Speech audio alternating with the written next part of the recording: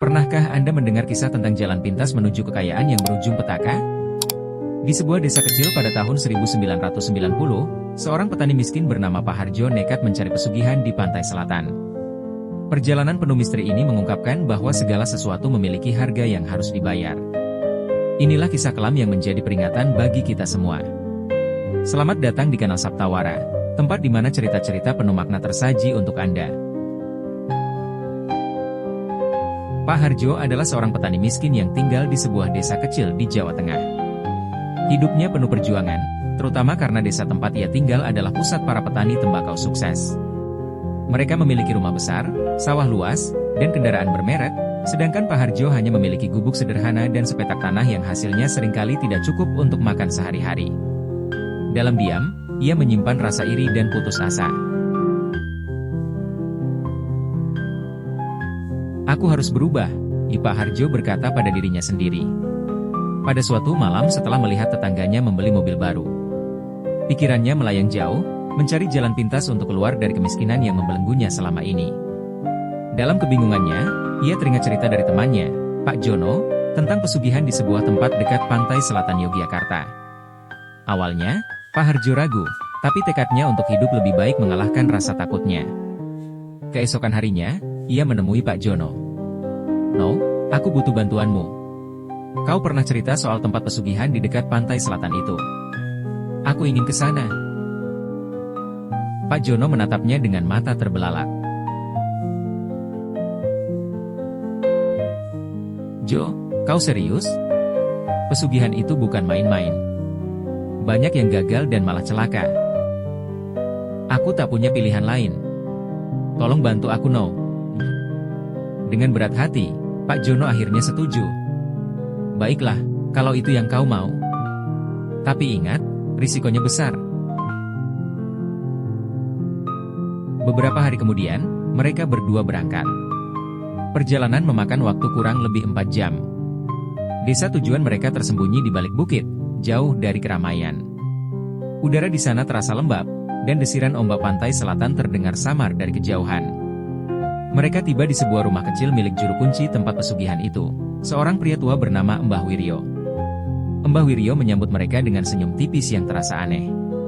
"Kalian pasti punya maksud tertentu datang ke sini," kata Mbah Wiryo pelan. Pak Harjo mengangguk dan menjelaskan niatnya.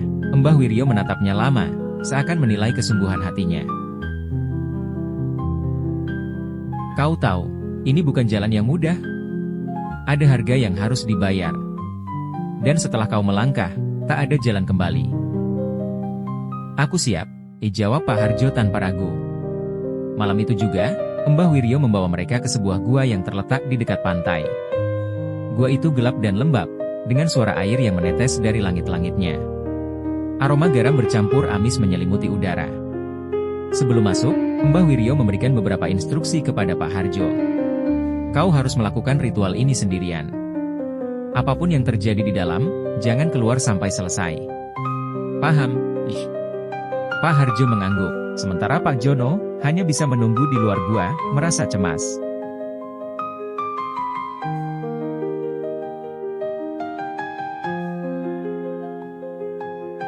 Ketika Pak Harjo masuk ke dalam gua, Pak Jono duduk di dekat pintu masuk, menunggu dengan gelisah. Malam semakin larut, dan suara dari dalam gua membuat bulu kuduknya meremang.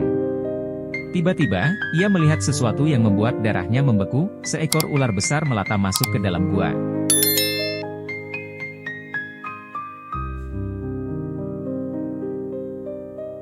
Ular itu tampak mengarah ke tempat Pak Harjo berada.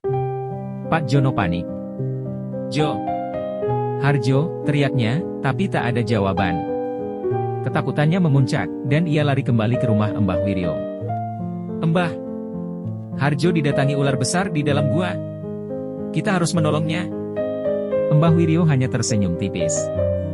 "Biar saja, itu bagian dari ujiannya. Jika ia memang ditakdirkan, ia akan selamat." Pak Jono tertegun. Ia tak bisa berbuat apa-apa selain menunggu dengan hati penuh kekhawatiran. Pagi harinya, Pak Harjo keluar dari gua dengan wajah yang tampak berbeda.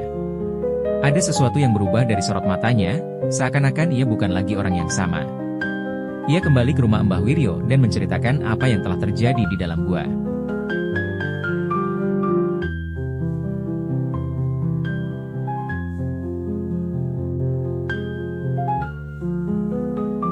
Aku bertemu wanita itu, Mbah. Ia berdiri di depanku, menatapku tanpa berkedip. Lalu tiba-tiba, suara seperti bisikan muncul di telingaku. Aku tak bisa memahami semuanya, tapi aku tahu ada sesuatu yang diterima dariku sebagai gantinya. Mbah Wiryo mengangguk. Kalau begitu, semuanya sudah selesai. Tapi ingatlah, Jo, apa yang kau dapatkan akan datang dengan konsekuensinya.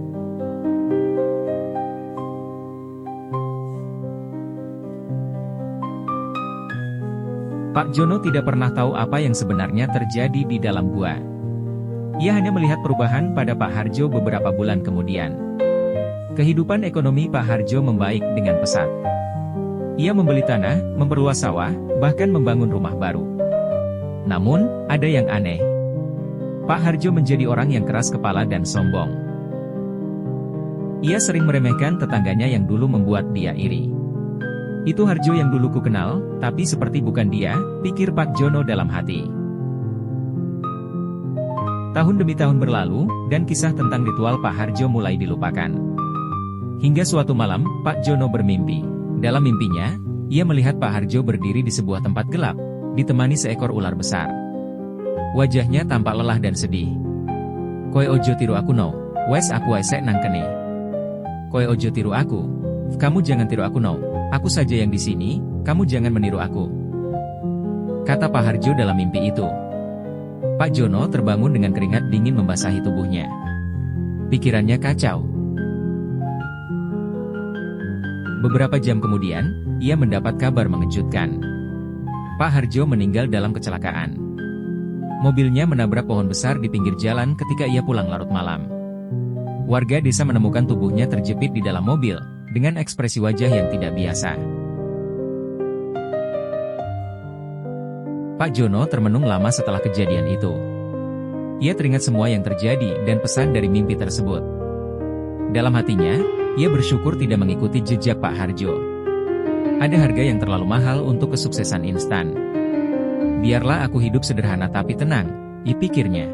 Cerita itu ia simpan, hanya diceritakan kepada orang-orang tertentu sebagai pelajaran. Begitulah akhir kisah Pak Harjo, seorang petani yang mencoba melawan takdir dengan jalan pintas, tetapi akhirnya kehilangan segalanya. Kisah ini mengajarkan bahwa kekayaan tanpa usaha memiliki konsekuensi yang berat. Terima kasih telah menyaksikan video ini di kanal Saptawara.